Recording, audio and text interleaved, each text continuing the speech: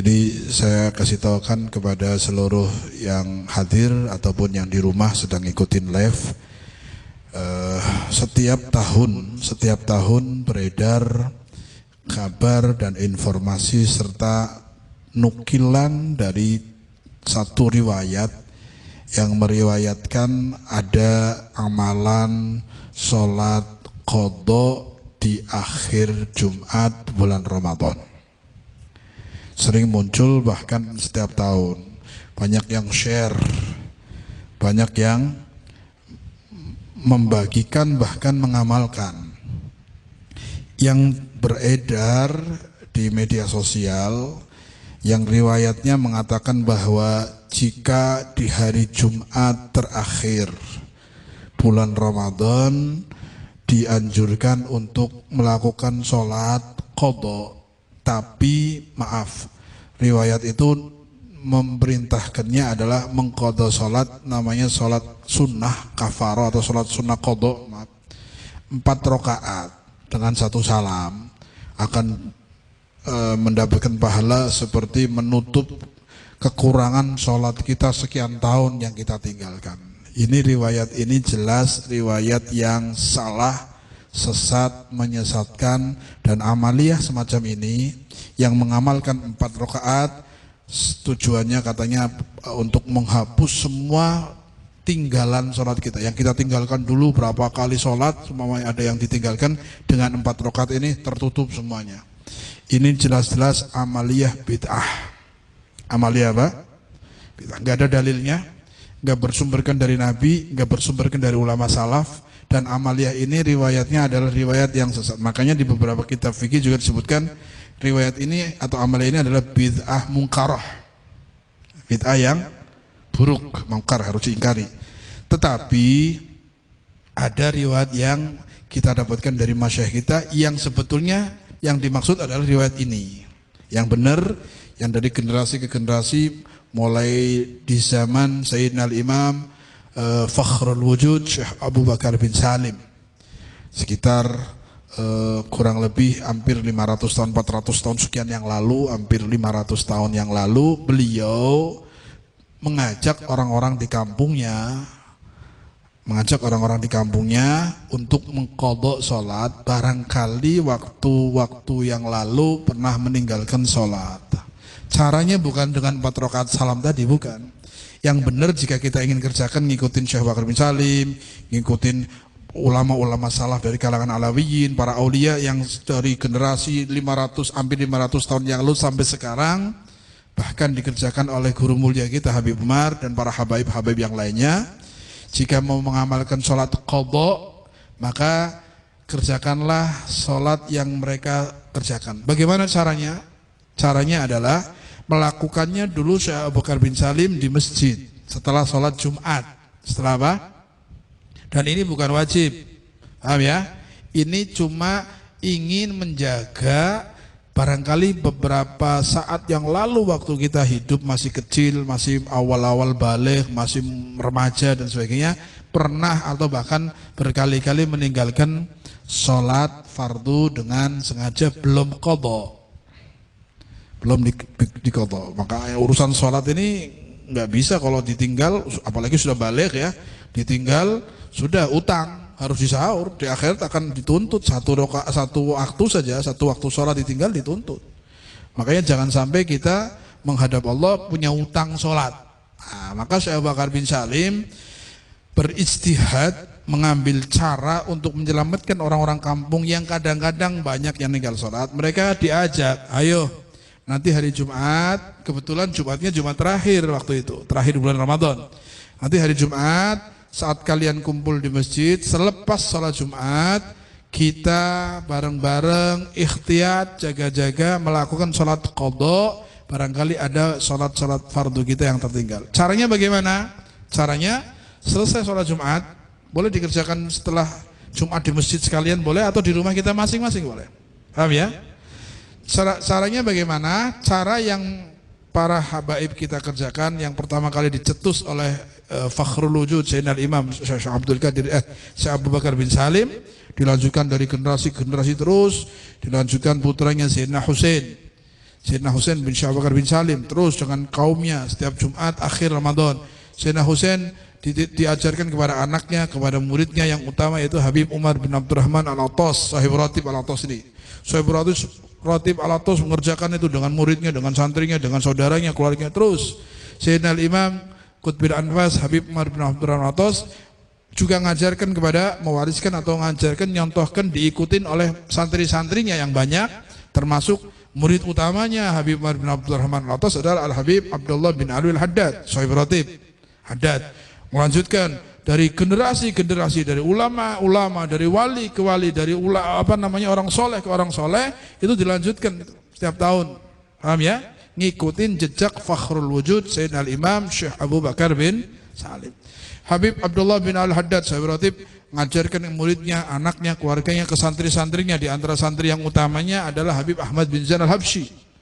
Kemudian Habib Abdurrahman Bil Fiqih. Terus banyak lagi, terus sampai ke guru-guru kita, Habib Umar bin Hafid, Habib Salim Asy-Syatri, Habib Zain bin Ibrahim bin Semit, Habib kita, Habib Abu Bakar Masyhur, Habib Abdullah Baharun, banyak sekali para masyayikh kita juga. Bahkan Habib di Indonesia dulu mengerjakan. Saya waktu kecil lihat di Masjid Jami' Brebes, Jati Barang sana, masjid yang dulu di tengah pasar masjidnya sebelum pindah. Di situ habis sholat, habaib kiai bersatu sholat. Karena ini adalah ikhtiyat, mengingatkan jamaah yang dulu pernah meninggalkan sholat. Ayo mumpung bulan Ramadan, hari Jumat di masjid, kamu punya utang sholat, kita qadha bareng-bareng. Caranya bagaimana? Selesai sholat Jumat, selesai doa wirid, kemudian ada satu yang memimpin sholat qadha, dilakukan berjamaah. Boleh mengqadha sholat jamaah, boleh, sama-sama utang. Mungkin kita punya utang, imamnya juga punya utang, yuk kita qadha jamaah, boleh. Paham ya? Caranya bagaimana? Caranya pertama, imam mengarahkan seluruh makmumnya. Kita saat ini pertama kali kita qadha sholat duhur. Kita qadha sholat duhur. Maka niat, usolli fardhu duhri qadhaan, bukan adaan. Qadha usolli fardhu duhri arba rakaatin mustaqbilal kiblati qadhaan. Kalau imam imaman, kalau makmum makmuman lillahi. Dalam takbir saya niat sholat duhur qadha. Paham ya? Makmumnya gitu. Duhur seperti sholat duhur, qadha duhur, kayak punya utang duhur. Kita 4 rakaat, 2 rakaat tahiyat awal, tahiyat akhir salam. Seperti sholat duhur. Salam. Setelah salam, imam ngomong lagi ke makmum. Setelah ini, saat ini kita sholat asar qadha. Sholat asar berjamaah. Sholat asar 4 rakaat, salam. Setelah itu maghrib qadha. 5 waktu, duhur, asar, maghrib, isya, subuh dikerjakan jamaah qadha ikhtiyat, jaga-jaga untuk supaya umpama ada utang sholat yang telah ditinggal kita kerjakan satu. Tiap tahun begitu, jadi nutup. Syekh Bakar bin Salim pun nggak menutup cuma sekali saja. Beliau mengatakan kalau banyak utangnya lakukan qadhanya di rumah supaya selesai utangnya. Jangan cuma 5 waktu saja terus selesai. Ini yang dikerjakan bareng-bareng di masjid, sekali aja, duhur, asar, maghrib, isya, subuh, selesai. Kalau dikerjakan berkali-kali sampai buka nanti. Nah, diingatkan yang masih punya utang, baik duhur atau asar atau utang berapa hari, silahkan sempurnakan kalian di rumah masing-masing. Jangan sekali-kali kalian meninggal dengan membawa utang sholat. Apalagi ninggalkannya dengan sengaja. Na'udzubillah minta ampun sama Allah, qadha. Amaliyah baik ini untuk ngajak orang-orang yang punya utang sholat, umpama misalnya kita kerjakan bareng-bareng di Jumat, harinya hari bagus, bulannya bulan bagus, ya kan? Kemudian tempatnya bagus misalnya di masjid atau bahkan di rumah masing-masing dengan keluarga dan anak kita sholat ikhtiyat, ngikutin para salaf kita, ulama kita, para wali-wali yang luar biasa. Besok hari Jumat kita akan mengerjakan itu semuanya. Umpama masih ada utang lainnya, bukan cuma 1 hari utangnya, kerjakan lagi, penuhi utang kita dengan Allah, utang sholat, supaya insya Allah kita tidak punya utang sholat. Amin Allahumma. Tapi minimal untuk dikerjakan dan mencontohi orang awam, dikerjakan sekali berjamaah. Duhur, asar, maghrib, isya, subuh. 17 rakaat. 17 rakaat dikerjakan berjamaah, lainnya kalau masih ada utang yang belum tertutup sendiri di rumah masing-masing. Tujuannya adalah mengingatkan orang-orang saudara muslim yang umpama masih punya utang sholat, cepat mumpung Ramadan di hari terakhir ini, Jumat terakhir, minta ampun, istighfar, qadha sholatnya, insyaallah. Ini yang namanya sholat kafarah atau sholat qadha Ramadan untuk setiap tahun di hari Jumat ini maksudnya, bukan yang riwayat sholat 4 rakaat dengan 1 salam maka semua dosa atau utang sholat kita yang sekian lama sudah tertutup. Enak banget. Dan ini yang riwayat bid'ah dan mungkaran ini. Tapi kalau yang qadha 5 waktu duhur berjamaah 4 rakaat, asar seperti sholat fardu cuman qadhaan, itu adalah amalan-amalan yang memang banyak ulama dan habaib kerjakan setiap akhir Jumat di bulan Ramadan setelah sholat Jumat. Setelah sholat Jumat atau sebelum sholat bebas, tapi mereka ngerjakan sholat setelah sholat Jumat, mumpung di masjid bareng jamaah, kita ikut. Enggak harus hari Jumat, setiap kapan, setiap saat bisa.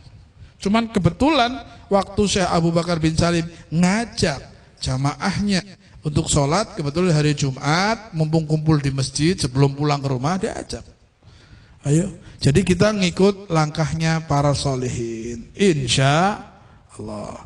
Harinya, kalau umpama lepas kemarin Jumat lepas, masih ada hari Sabtu gak apa-apa, daripada enggak. Padahal utang secepatnya kalau bisa. Paham ya? Jadi jangan salah paham atau nge-share riwayat yang salah, nanti malah ngajak orang berbuat salah. Makanya yang benar adalah semacam ini tadi. Yang Habib Umar setiap Jumat akhir itu memang pergi dari Tarim ke Inat, ke Masjid Syekh Bakar bin Salim, sholatnya di sana dan sholat Jumat. Dulu kita setiap tahun Jumat terakhir diajak sholat untuk qadha bersama-sama. Paham ya? Insyaallah besok kita kerjakan berjamaah selepas sholat Jumat, qadha zuhur, asar, maghrib, isya, subuh. Mudah-mudahan kita sebelum meninggal sudah tidak punya utang lagi dengan Allah dan tidak punya utang lagi dengan hamba-hamba Allah, insya Allah. Wallahu alam. Itu saja pemberian tahu dari kami supaya tidak salah paham dan memberikan apa yang dikerjakan oleh guru-guru kita. Bagi yang mau mengamalkan silahkan ikutin para masyayikh kita, guru kita, mudah-mudahan dapat berkah insya Allah. Wallahu alam. Mohon maaf, wal afu minkum. Assalamualaikum warahmatullahi wabarakatuh.